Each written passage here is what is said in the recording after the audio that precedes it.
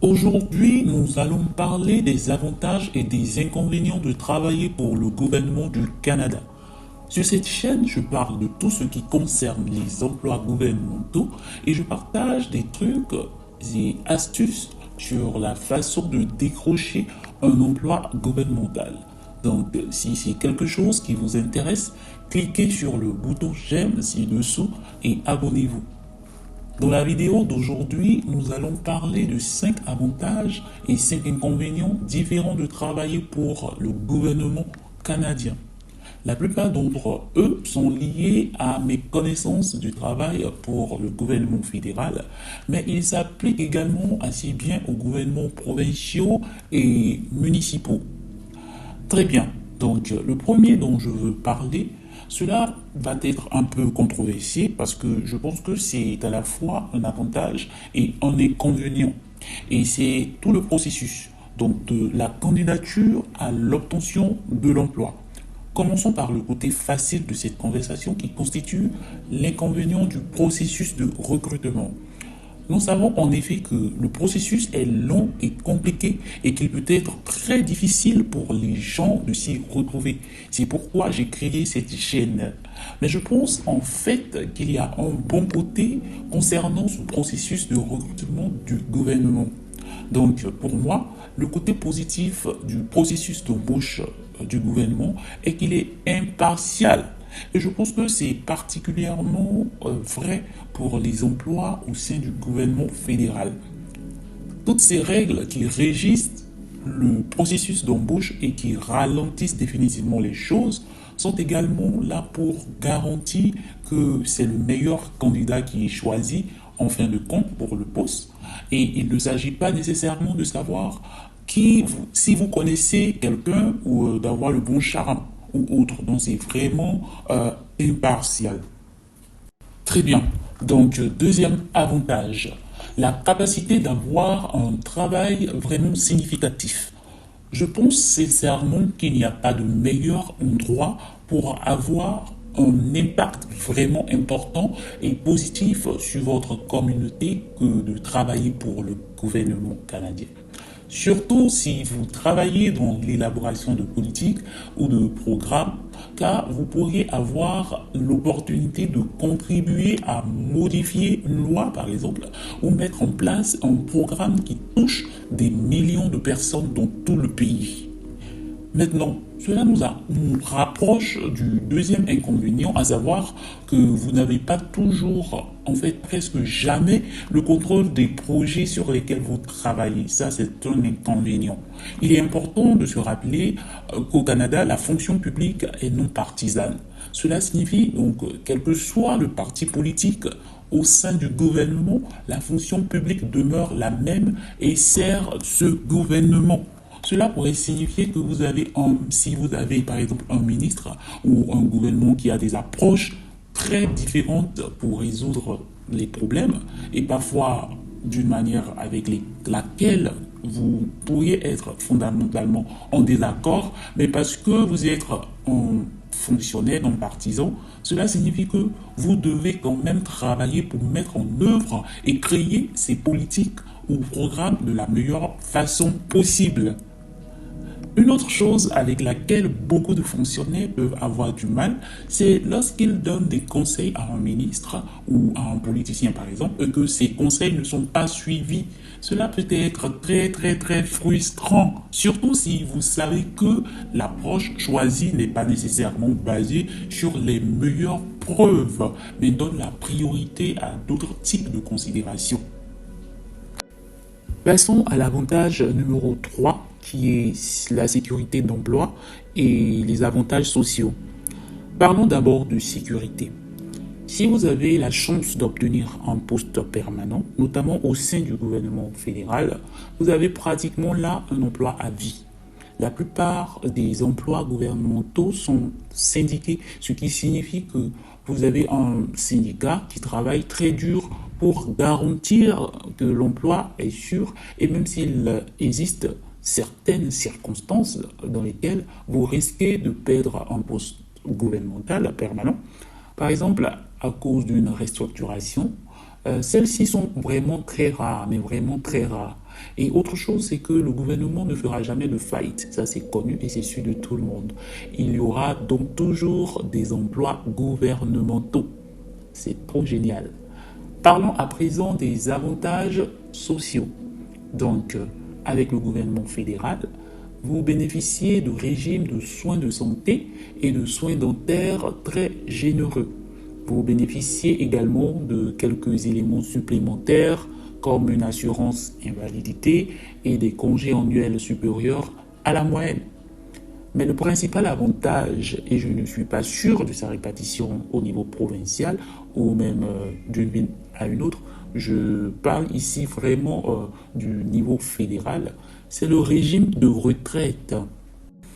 Cela m'emmène au troisième inconvénient, à savoir le manque de flexibilité en matière de rémunération que nous appellerons récompense. En effet, il n'y a pas beaucoup de flexibilité avec les salaires du gouvernement. Vous verrez que le gouvernement aura une fourchette salariale qui sera affichée publiquement, ce qui est génial en soi. Je pense que la transparence autour des salaires est extrêmement importante et que tous les employeurs devraient faire de même.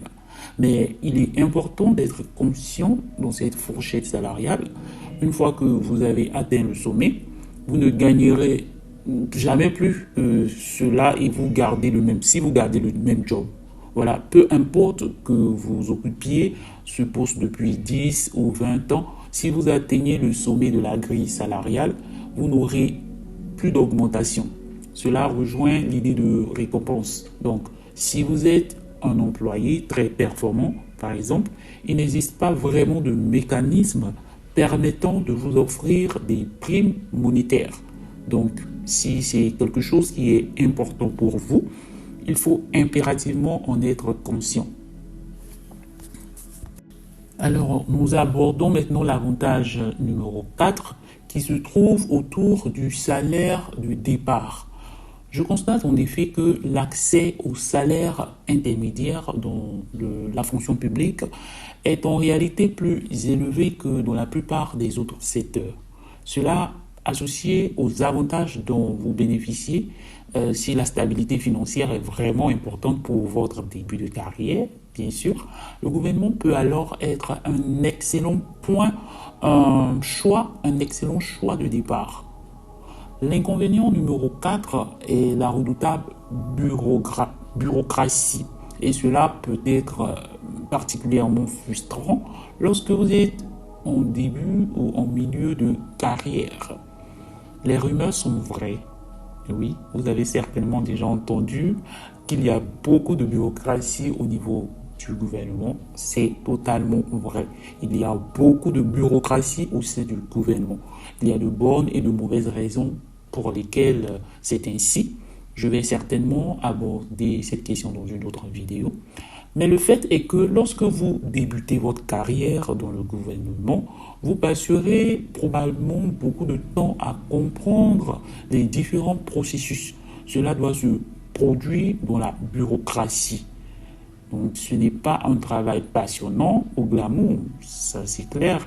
Il est donc important de ne pas perdre de vue le fait que vous contribuez à une pièce plus importante du puzzle qui a en réalité un impact vraiment positif sur la vie des gens et de toute la population. Parlons maintenant du dernier avantage et du dernier inconvénient. Ils concernent tous deux les opportunités d'emploi. Une fois que vous avez accédé à un poste au niveau fédéral, cela vous ouvre un tout nouveau marché du travail grâce à ce qu'on appelle les affectations internes. Les offres d'emploi internes sont essentiellement des emplois qui ne sont accessibles qu'aux personnes qui font déjà partie de la fonction publique. Cela signifie donc que vous êtes en concurrence avec beaucoup moins de personnes pour un poste donné. L'autre aspect formidable, c'est la grande variété d'expériences que l'on peut vivre au sein de la fonction publique. Il est tout à fait normal et encouragé que les gens se déplacent d'agence en agence, de poste en poste, une fois qu'ils sont entrer dans la fonction publique. Cela veut dire aussi que vous pouvez acquérir de nombreuses expériences et compétences différentes sans perdre cette sécurité d'emploi que nous aimons tous d'ailleurs. Mais peut nous emmener à également voir l'autre revers de la médaille, comme je l'ai mentionné avec le salaire. Ça peut être également inflexible pour des choses comme les promotions. Malheureusement, pour la plupart, il est en fait très difficile d'obtenir une promotion au sein de votre propre équipe. Ainsi, si par exemple votre manager pense que vous êtes prêt à assumer plus de responsabilités, il ne peut pas simplement décider de vous promouvoir. Vous devez attendre le concours, suivre le processus et réussir pour obtenir cette promotion dans votre équipe. Et les compétitions au concours ou appel à candidature au sein des équipes n'ont pas lieu tout le temps. On est bien d'accord. Ce qui signifie que la plupart des gens finissent par devoir changer d'équipe ou de département pour obtenir une promotion. Et cela peut être très frustrant si vous êtes quelqu'un qui aime votre équipe et veut y rester, mais qui veut juste plus de responsabilités et qui ne veut rien changer d'autre. Vous voyez?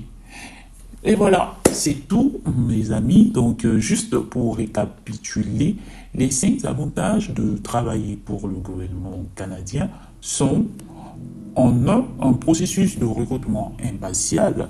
En deuxième, la capacité d'avoir un impact positif dans votre communauté. Troisième avantage, de grands avantages sociaux et la sécurité de l'emploi. Le quatrième avantage, c'est les salaires de départ qui sont au-dessus de la moyenne. Et le cinquième avantage, c'est les opportunités supplémentaires que vous pouvez avoir une fois que vous entrez dans la fonction publique. Et maintenant, nous avons les inconvénients. Donc, d'abord, nous avons à nouveau le processus d'embauche, long processus d'embauche. En deuxième inconvénient, nous avons le fait que vous ne pouvez pas toujours contrôler la manière dont vos projets vont se dérouler. Troisième inconvénient, il y a l'inflexibilité qui revient encore. En quatrième, nous avons la bureaucratie. Et enfin, le dernier inconvénient, c'est le défi autour des opportunités d'avancement. Ces inconvénients et ces avantages sont basés sur mes opinions et sur mes expériences personnelles. Donc, si vous n'êtes pas d'accord ou si vous avez d'autres avantages et inconvénients, écrivez-les dans les commentaires ci-dessous. Je serai vraiment curieux de les lire. À très vite dans une prochaine vidéo.